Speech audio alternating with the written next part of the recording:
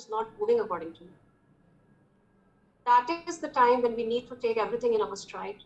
The first step, I will be sharing 4 steps to happiness with you. In theory, before we move to the practical side of this session, I have divided this session in 2 parts. So I feel it is very crucial to discuss a few points theoretically, which I consider as steps to happiness.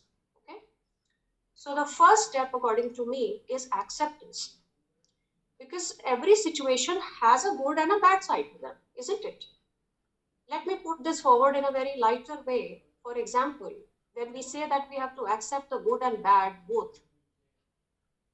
For example, the person you get married to is also the person you fight with, isn't it?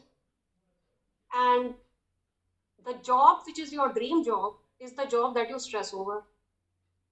The house that you build is also the house that you repair, isn't it? So every situation has a good side and a bad side to it. We have to learn to use every situation so that we are able to make it work in our favor. We have to take everything in our stride. How to do that? We will do that practically today.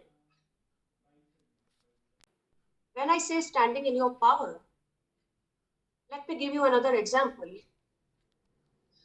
I am often asked by people, do outside situations and people drive you crazy? The answer is both yes and no. Yes, they can drive you crazy if you are standing at the edge.